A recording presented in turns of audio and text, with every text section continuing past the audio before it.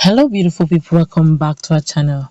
Some hours ago, we carried the news that the United Nations have decided to put full attention on what is going on concerning Mazi Nnamdi Kanu's case, as there's an urgent appeal right now. But of course, Mazi Nnamdi Kanu have reacted.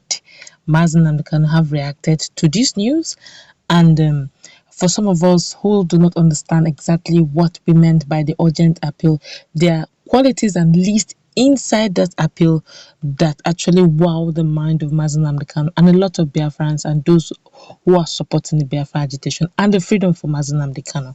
But before we go into the newspaper to put all this into one, we like you subscribe to our channel by clicking on the red subscribe button. Beside it, you see bell notification icon. Please go ahead, click on it to get notified as soon as we update our channel on YouTube. Well, Nnamdi Kanu, the leader of the indigenous people of Biafra IPOB, has sent words to Biafran supporters worldwide.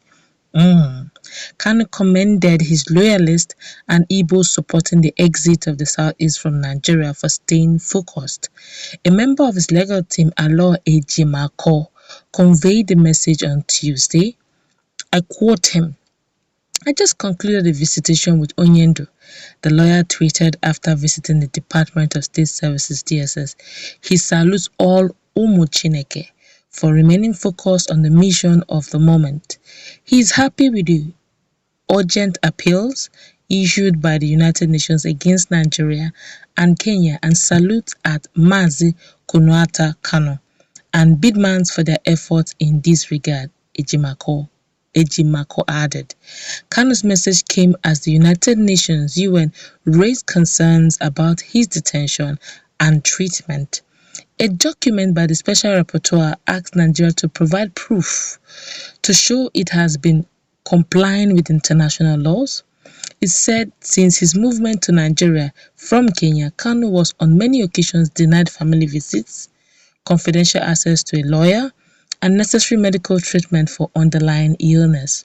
While we do not prejudge the accuracy of these allegations, we would like to express our concern in relation to the enforced disappearance of Nnamdi Kanu from June 19, 2021 until his reappearance at Nigerian Federal High Court in Abuja on June 29, 2021, and his reported illegal rendition from Nairobi to Abuja without judicial process.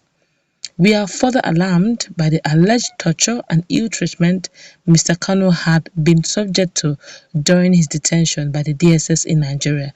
If confirmed, these allegations would constitute prima facie violations of fundamental human rights, including the right not to be arbitrarily deprived of liberty and the absolute and non-derogable prohibition of torture and other ill treatment under the International Covenant on Political and Civil Rights.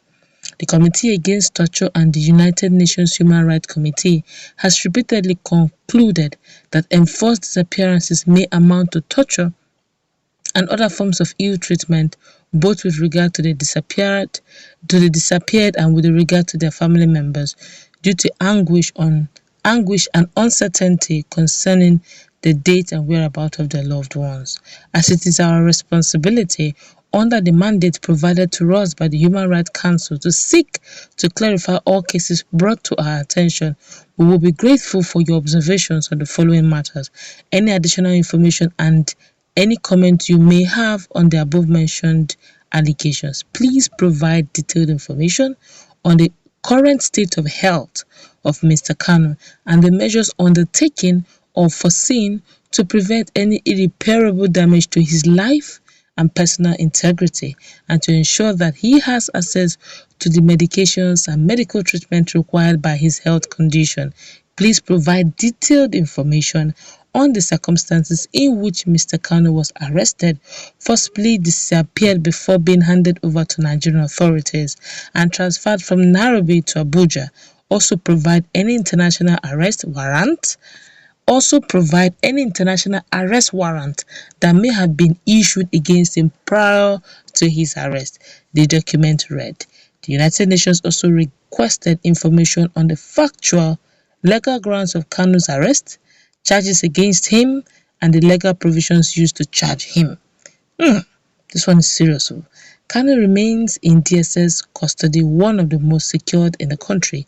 The secessionist lawyers have pursued for his transfer to Kuje Correctional Center, but that is not likely to happen, a source said. In July, after Kanu's first court appearance, intelligence agencies uncovered that IPOB wing, that's Eastern Security Unit, has been placed on alert to breach any prison Kanu is kept. That's what they perceive. Okay, but you have heard what? This is interesting. Honestly, it is. And that's the tell for some of us who do not who are doubting the efficacy of this information. You'll be seeing some of the the source document that will be going around. You can see that they're not joking. Mazi Nnamdi Kanu is super duper excited, and let me quickly, because the information here is quite tiny, but I'll try and read as much as I can from the source document. I will read very quickly some highlights. It says, please provide information in details of how Your Excellency government counter-terrorism efforts comply with the United Nations Security Council resolution of 2001, 2003. They just mentioned it bit by bit, all in full. Then meanwhile, in its letter to the Kenyan government led by President Uhuru Kenyatta, he requested that please provide any additional information and any comment you may have on the above mentioned allegation. Please provide detailed information on the circumstances under which Mr. Kanu was transferred from Nairobi to Abuja. Please also clarify any international cooperation measures that may have taken place to arrest and transfer Mr. Kanu, and provide any international arrest warrant that may have been issued against him prior to his arrest and the authorities who arrested and detained him in Kenya. Please provide detailed information on the factual and legal grounds of the arrest and detention of Mr. Kanu, as well as formal charges against him and the legal provisions used to charge him. Please provide full information on the period between 19 to 29 June 2021, during which Mr. Kanu was subjected to enforced disappearance, including his whereabouts and the conditions in which he was held on the informal detention facilities during this period, and explain how this is compatible with international human rights obligation of Kenya. Please provide information whether an investigation was carried out into the alleged enforced disappearance of Mr. Kanu during this period of time, and whether those responsible have been held accountable. Please provide detailed information.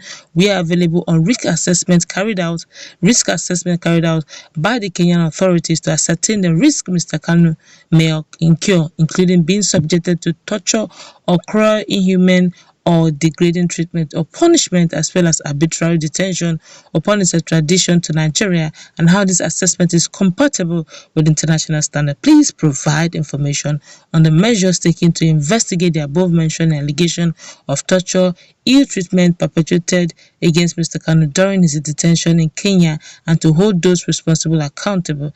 This communication and any response received from Your Excellency's government will be made public via the Communications Reporting website within 60 days.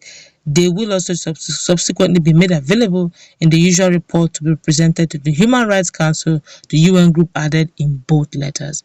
They sent one to the Nigerian government and another to the Kenyan government. It's quite a long one, okay, but that's in summary what it's all about. Let's meet in the comment section. Honestly, this one is a good news for